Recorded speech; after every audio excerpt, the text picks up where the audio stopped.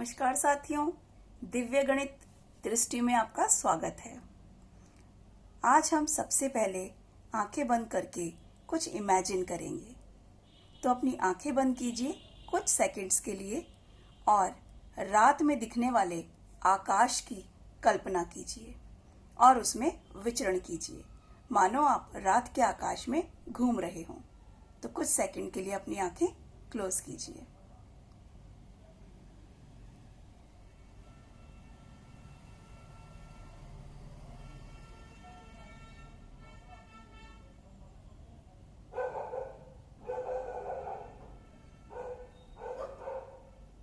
धीरे धीरे अपनी आंखें खोल लीजिए और वापस अपनी नॉर्मल स्थिति में आ जाइए। क्या दिखा आपको? कमेंट सेक्शन में जरूर लिखिएगा। आकाश में घूमते हुए कैसा लग रहा था? कुछ ऐसा ही दिखा होगा ना आपको, काला आकाश और उसमें जगमगाते चांद सितारे। जब आप एक सितारे से दूसरे सितारे तक एक सरल रेखा में गए होंगे, फिर दूसरे से तीसरे तक और तीसरे से वापस अपने सितारे तक, तो क्या हुआ होगा? कैसी घटना रही होगी? क्या स्थितियां बनी होंगी? चलिए करके देखते हैं। मान लीजिए कि आप इस सितारे से इस सितारे तक गए, तो आपका रास्ता कैसा दिखा होगा? यदि आप एक सरल रेखा में विचरण कर रहे होंगे, कुछ ऐसा। फिर आप इस सितारे से इस सितारे तक आए, तो कुछ इस प्रकार का आपका रास्ता बना होगा। फिर हम इस सितारे से इस सितारे तक पहुंचे, तो कुछ इस प्रकार से रास्ता बना होगा। ये क्या है? ये है त्रिभुज, यानी कि एक घटना जो कि प्रकृति में घटती है किसी मूवमेंट के होने से। एक सरल रेखा में जब कोई मूवमेंट होता है और वो वापस आकर अपने स्थान पर ही बंद हो जाता है, तो उस मूवमेंट के वजह से एक आकार बन जाता है। तो इन आकारों के हमने कुछ नाम रख दिए हैं। इस आकार का नाम है त्रिभुज। अब कुछ लोग तो कुछ ज्यादा सितारों तक भी घूम के आए होंगे, तो देखते हैं क्या कुछ और भी घटनाएं घटित हो सकती हैं। देखते हैं।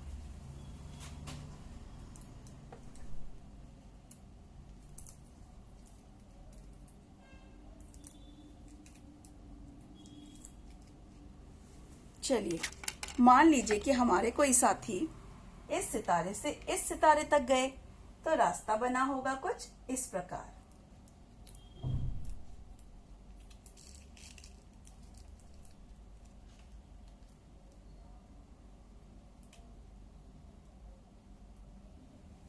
और फिर वो जब आगे बढ़े, तो वे इस रास्ते से इस रास्ते तक आए।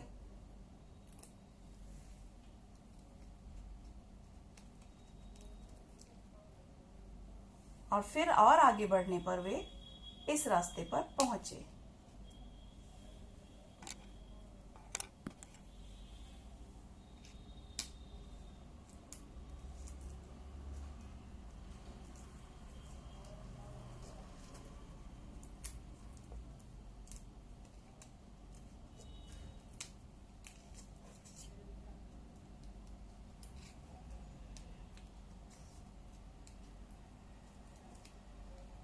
कुछ इस प्रकार।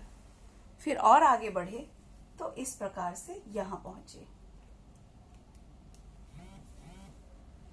ये क्या है?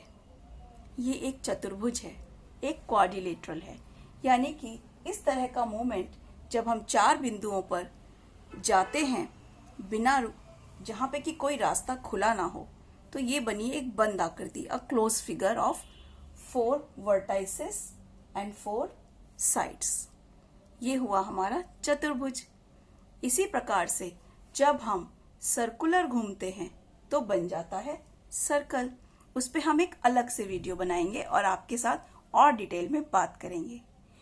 तो ये आकृतियां, ऐसे ही हम बहुत सारी आकृतियां बना सकते हैं। तो यहाँ से जो ये नेचर में घटित होने वाली मूवमेंट्स हैं, जो स्थितियां बनती हैं, उसकी वजह से हम उन्हीं आकारों से लेकर अपनी जरूरत की वस्तुएं भी बना लेते हैं। तो जब किसी सतह पर कोई मूवमेंट होता है जिसमें कोई हाइट नहीं होती, हाँ कुछ लंबाइयां और कुछ चौड़ाइयां हो सकती हैं, और जब वे एक बंद आकार ले लेती हैं, बंद दीवारों के अंदर एक स्थान को घेर लेती हैं, तो कहलाती हैं शेप्स। तो आइए इन शेप्स से संबंधित कुछ और मजेदार करते हैं। ये भी एक शेप है, एक प्लेन पेपर है मेरे पास, और इस प्लेन पेपर को मैं मोड़ने वाली हूँ, यानी कि फोल्ड करने वाली हूँ। आप भी एक प्लेन पेपर ले लीजिए और उसको अपने मनपसंद तरीके से मोड़ दीजिए, कैसे भी, बस प्रेस करते रहिए हर मोड़ पर। देखिए मैंने इसको बहुत तरीके से मोड़ दिया है। अब मैं इसको अनफोल्ड करने वाली हूँ।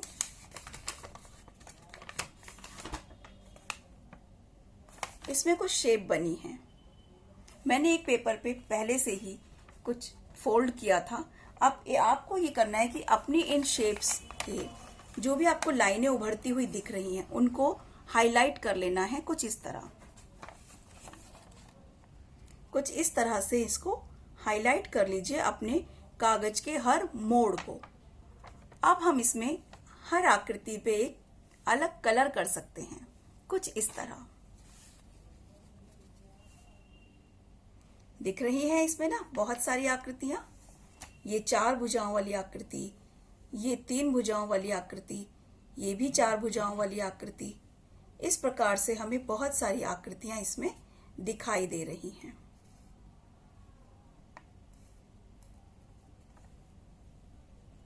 ये 5 भुजाओं वाली आकृति भी है, 1 2 3 4 एंड 5, यानी कि ये एक पंचभुज है। तो इस तरह हमें इसमें त्रिभुज, चतुर्भुज, पंचभुज मिले, और आपके फोल्ड करने पे हो सकता है षटभुज और सप्तभुज भी मिल जाएं, यानी कि triangle, quadrilateral, pentagon, hexagon, octagon, बहुत सी आपको शेप्स मिल सकती हैं। अब इन शेप्स को बनाने के बाद हम क्या करते हैं, ऐसे पैटर्न्स, ऐसे डिजाइन्स हमारे कपड़ों पे भी देखने को मिलते हैं, हमें हमारे घर की टाइल्स पे भी मिलते हैं, हमें बहुत सारी जगह मिलते हैं। तो आप अपने घर में भी ढूंढिए कि कहाँ कहाँ है शेप्स। इनसे हम एक और भी या 2 और काम मैंने आपके लिए करके रखे हैं, बाकी तो आप बहुत कुछ सोच सकते हैं। जैसे कि मैंने इस तरह की शेप से एक एनवेलप बनाया है अपने एक दोस्त को देने के लिए। मैंने इसमें एक कार्ड रखा है।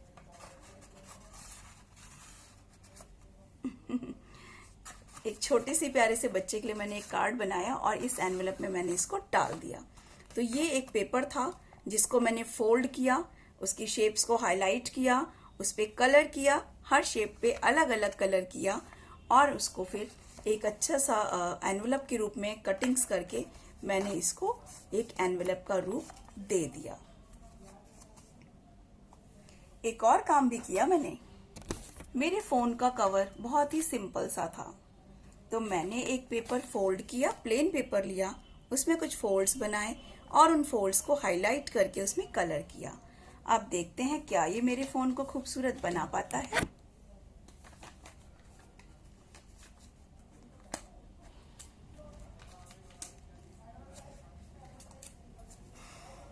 देखिए ये वही पेपर है।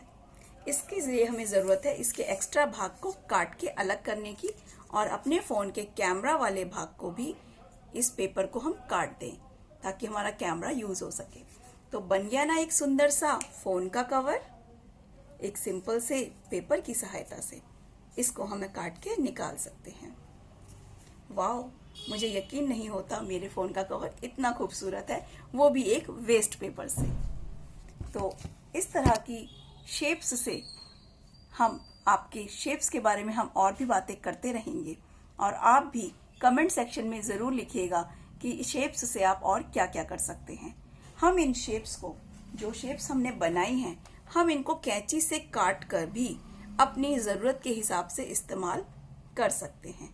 हर शेप को हम उसकी लाइन से कटिंग करके, और हम उनके नाम भी लिख सकते हैं। आप अपनी कोई प्रोजेक्ट फाइल बनाएं तो उसमें हर शेप को काटिए और उसके नीचे उसका नाम लिख दीजिए। तो फिर मिलेंगे, और गुड बाय बोलने से पहले आज का सवाल, शेप्स हमारे ऑब्जेक्ट्स में होती हैं या फिर कुछ मूवमेंट्स और कुछ नेचुरल फिनोमिनाज होते हैं। तो इसको कमेंट सेक्शन में जवाब दीजिए। हम फिर मिलेंगे। धन्यवाद। नमस्कार।